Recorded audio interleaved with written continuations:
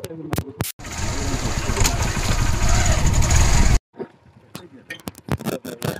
Ready इसके साथ है ना।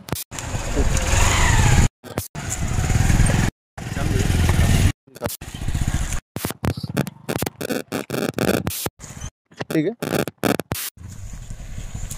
अच्छा, अक्सर ये बातें उठती हैं कि सुकमा या बस्तर के अंदरूनी इलाके जहां सैकड़ों की संख्या में पुलिस और सीआरपीएफ के जवान ऑपरेशन पर निकलते हैं, वहां से पुलिस और जवानों को बड़ी कैजुअलिटी क्यों मिलती है। ये सवाल डिबेट पे उठती है, बड़े बड़े जो मंच होते हैं वहां पर उठती है। आम लोगों के मन में भी सवाल होगा कि एक छोटे से जंगल में नक्सली किस प्रकार से अपना मजबूत जड़ बनाकर बैठते हैं।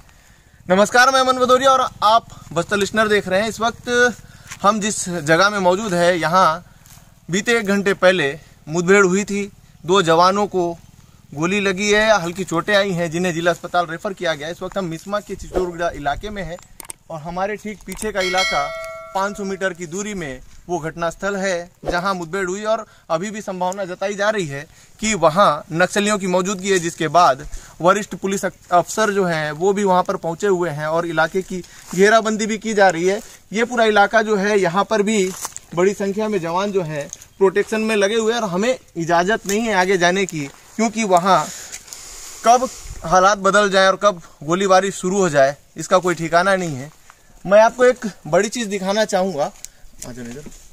मैं एक बड़ी चीज़ आपको दिखाना चाहूँगा कि नक्सली कैसे एक बड़ी घटना को अंजाम देकर सुरक्षित तरीके से जंगल से निकलने में कामयाब होते हैं। हमारे ठीक पीछे जो एक बड़ा सा पहाड़ होगा, जूम करने से शायद दिख जाए, ये पूरा जो पहाड़ी इलाका है ये नक्सलियों का सबसे बड़ा सुरक्षा कवच माना जाता है बस्तर में। इसीलिए नक्सली अपनी जड़ें मजबूत कर जमाए बैठे हैं और बड़ी घटना को अंजाम देकर पहाड़ की आड़ में, जंगलों की आड़ में निकलने में कामयाब हो जाते हैं। ये पूरा इलाका जो होता है पेड़ पौधों से ढका होता है, घना जंगल होता है, इसलिए ज़्यादा दूर तक जवानों की नज़र भी नहीं पहुंच सकती है, ना ही एम्यूनेशन बहुत दूर तक पहुंच सकती है। थोड़ी देर पहले आपने वीडियो में देखा कि जो जवान उस इलाके में सर्चिंग कर रहे हैं, छानबीन कर रहे हैं, घेराबंदी कर रहे हैं नक्सलियों को पकड़ने और नक्सलियों को नुकसान पहुंचाने के लिए, उनके लिए राशन और पानी की व्यवस्था भी मोटरसाइकिल के माध्यम से की जा रही है। पूरा इलाका नक्सलियों का प्रभावशील इलाका है। यहाँ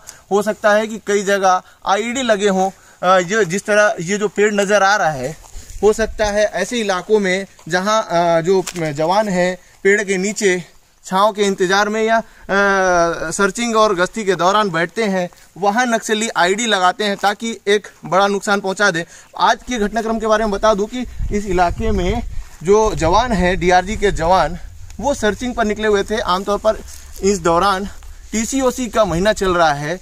फरवरी से जून के बीच नक्सली जवानों को निशाना बनाने का मौका ढूंढते हैं, उन्हें चारे के तौर पर इस्तेमाल करते हैं ताकि उनसे हथियार लूटा जाए, बड़ी घटना को अंजाम दिया जाए, जवानों को नुकसान पहुंचाकर सरकार को ये चेताया जाए कि आज भी हमारा दबदबा इन जंगलों में है। और इस तरह से आम लोगों के बीच एक भय का वातावरण बनता है। हालांकि टीसीओसी के समय सुरक्षा बल भी पूरी रखते हैं और यही वो समय होता है जब नक्सलियों को जंगल से खदेड़ के मारने के लिए भी सही समय जवानों को मिलता है। तो जो जवान हैं वो भी ऑपरेशन इसी दौरान चलाते हैं और नक्सली भी इसी दौरान जवानों को निशाना बनाते हैं। तो ये एक जो समय होता है, यही दोनों को एक दूसरे को नुकसान पहुंचाने का और एक दूसरे से अपना गढ़ छीनने का समय होता है। और इसी तरह से जो नक्सली हैं वो अपने सुरक्षा घेरे में एक बड़ी घटना को अंजाम देकर निकल जाते हैं और कम नुकसान में जवानों से हथियार लूटने में कामयाब होते हैं। लेकिन इस दौरान जो पूरा इलाका है, यहाँ पर अभी भी नक्सलियों की मौजूदगी की खबर आई है, जिसके बाद वरिष्ठ पुलिस अफसर और बड़ी संख्या में जो जवान हैं पहाड़ की घेराबंदी कर रहे हैं और 6 से ज़्यादा नक्सलियों को गोली लगने का भी दावा जो है वो पुलिस कर रही है।